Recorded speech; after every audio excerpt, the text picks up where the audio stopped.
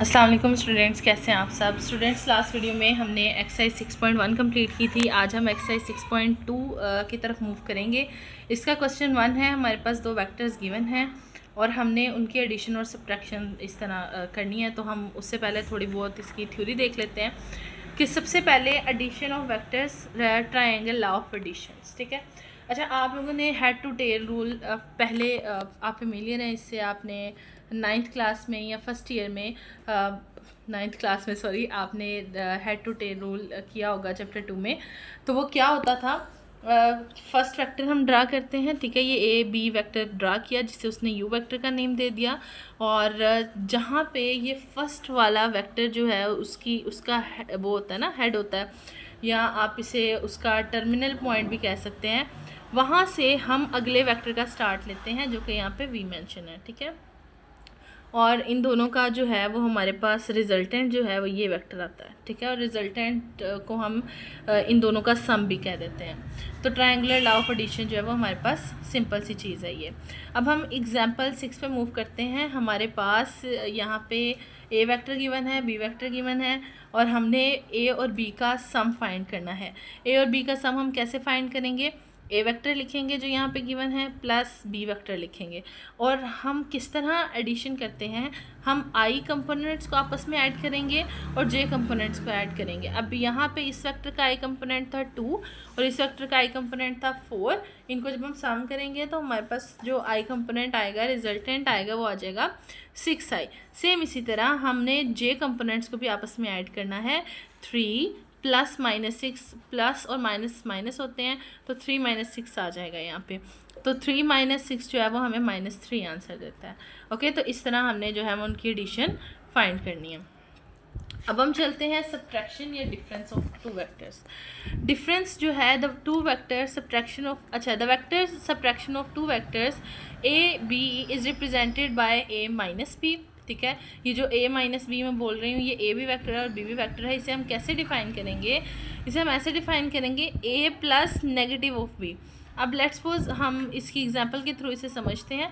हाँ, हमें a vector given है 6i + 13j और b वेक्टर गिवन है -4i + 7j। हमने ये फाइंड करना है a माइनस b। तो a वेक्टर हमारे पास था 6i + 13j माइनस और साथ हमने b वेक्टर लिख दिया, ठीक है। अब ये जो माइनस है ये अंदर वाले दोनों के साइन जो है वो चेंज कर देगा। तो ये हमारे पास हो जाएगा +4, ये हो जाएगा -7। अब मैंने आपको बताया था कि हम इसको किस तरह सॉल्व करते हैं। आई कंपोनेंट को आई कंपोनेंट के साथ सॉल्व करते हैं और जे को जे के साथ। तो 6 + 4 हो जाएगा और यहाँ पे 13 - 7 हो जाएगा। 6 + 4 जो है वो हमारे पास 10 हो जाएगा और 13 - 7 मेरे पास 6 हो जाएगा, ठीक है। अब हम क्वेश्चन की तरफ मूव करते हैं। क्वेश्चन 1 हमारे पास है, हमें ए वेक्टर गिवन है, बी वेक्टर गिवन है और हमने ये कुछ वेक्टर्स फाइंड करने हैं, ठीक है। सबसे पहले हमारे पास वेक्टर है a + b, ठीक है।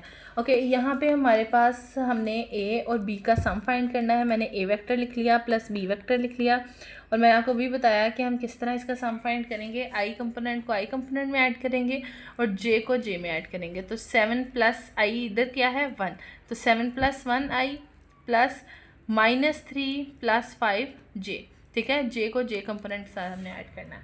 7 + 1 8i प्लस -3 + 5 जो है वो हमें आंसर देते हैं 2। तो यहाँ से हमारे पास जो आंसर आएगा वो आएगा 8i - 2j। अब इसी तरह हमारे पास जो क्वेश्चन 1 का सेकेंड पार्ट है वो है a - 3b, a vector plus 3b। अब ये जो 3b है, 3 और आगे b वेक्टर, मतलब हमने स्केलर मल्टीप्लिकेशन करवानी है और स्केलर हमारे पास यहाँ पे क्या है 3। बी वेक्टर मैंने लिखा और साथ उससे 3 को मल्टीप्लाई करवा दिया। 3 जो है उसके अंदर सारे कंपोनेंट्स के साथ जाके मल्टीप्लाई होगा, ये हो जाएगा 3i + 3 5 = 15j। ओके, अब हमने इसको सम करना था। ए वेक्टर लिखा मैंने 7i - 3j plus 3b vector क्या था मेरे पास 3i + 15j। अब यहाँ से 7i + i वाले एक दूसरे के हमने ऐड करेंगे। 7 + 3 हमारे पास 10i होता है। आई जो है वो यूनिट वेक्टर है यहाँ पे और -3 + 15 जो है वो हमारे पास 12 आंसर देता है। ओके, इसी क्वेश्चन का पार्ट 3 पे मूव करते हैं। पार्ट 3 पे हम सबसे पहले थ्री ए कैलकुलेट कर लेंगे और हाफ ऑफ बी वेक्टर भी कैलकुलेट कर लेंगे। तो 3a जो है 3 और साथ हम a वेक्टर लिख देंगे 7i माइनस 3j। 7 टाइम्स 3, 7 3 ज़ार 21 और 3 3 ज़ार माइनस 3 माइनस 3 ज़ार माइनस 9 होता है। इसी तरह हाफ ऑफ b जो है 1/2, आगे मैंने b वेक्टर लिख दिया। आगे ये हमारे पास 1/2 जो है वो हर कंपोनेंट से जाके मल्टीप्लाई हो जाएगा, तो ये हो जाएगा 1/2i प्लस 5/2j। ओके, अब मैंने 3a भी कैलकुलेट कर लिया, 1/2b भी कैलकुलेट कर लिया, 3a लिखा मैंने और साथ ही मैंने 1/2b भी लिख दिया। अब i कंपोनेंट में ऐड होना था 21 प्लस हाफ, ठीक है, i प्लस -9 प्लस 5/2j 21। अच्छा, यहाँ पे हम एलसीएम लेंगे और एलसीएम लेके हमारे पास आंसर आएगा 43/2। और यहाँ पे -9 प्लस 5/2, यहाँ भी हम एलसीएम लेंगे तो हमारे पास -13/2j आएगा और यही हमारा फाइनल आंसर है। क्वेश्चन 1 के पार्ट 4 पे मूव करते हैं। 4 है हमारे पास b माइनस ए। अभी मैंने आपको बताया सब्ट्रैक्शन का क्या मतलब होता है कि b में हमने ऐड कर देना है नेगेटिव ऑफ ए। तो ये b मैंने वेक्टर लिखा प्लस नेगेटिव ऑफ ए का क्या मतलब है, हमारे पास ए वेक्टर था 7i माइनस 3j, तो नेगेटिव ऑफ ए क्या होगा -7 प्लस 3j। ठीक है, अब यहाँ से आई कंपोनेंट को मैंने आपस में ऐड कर लिया और जे को ऐड कर लिया, तो +1 -7i हो जाएगा और यहाँ पे 5 प्लस 3j हो जाएगा। 1 -7 -6i और 5 प्लस 3 हमारे पास 8j होता है।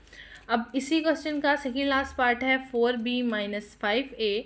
मैंने 4b कैलकुलेट किया, पहले 4 को b वेक्टर के साथ मल्टीप्लाई करवाया, तो यहाँ से मेरे पास आ जाएगा 4i प्लस 20j। और यहाँ पे 5a मैंने कैलकुलेट किया, 5a जो है वो हमारे पास 5 7 ज़ार 35 एंड 5 3 ज़ार 15।